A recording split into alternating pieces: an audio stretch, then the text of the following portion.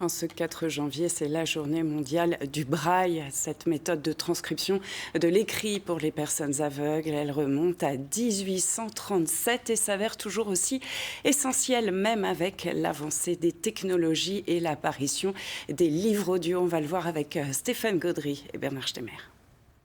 Comme tous les petits garçons de son âge, Souleymane adore le ballon rond.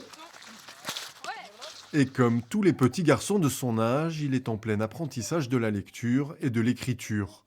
Mais son ballon a des grelots et son alphabet se déchiffre du bout des doigts. Ouvrir la porte. Le braille, 6 points en relief qui constituent la base de la communication écrite pour les malvoyants. Moi, j'ai envie d'apprendre le braille pour les ascenseurs, pour les ascenseurs et pour les boîtes de médicaments et pour tout. Je sais qu'il n'y aura pas tout. Il y a moins de braille dans le monde que d'écriture en noir. Sous-utilisé dans la vie courante, le braille retranscrit pourtant tous les signes de la langue écrite. Un apprentissage pour lequel Souleymane a été accompagné à l'école.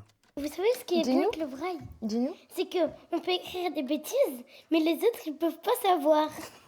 Alors pour contrôler le travail de son petit garçon facétieux, sa maman aussi a dû apprendre le braille. Au début, ce que je faisais quand il tapait les dictées, je prenais l'alphabet que j'avais à disposition et que j'écrivais lettre par lettre ce qu'il avait écrit pour me rendre compte en fait s'il avait fait une erreur ou pas. Et ses cours, Souleymane les a en braille grâce au service de transcription du phare, qui traduit et imprime tous les cours, les manuels et les livres dont les jeunes malvoyants ont besoin.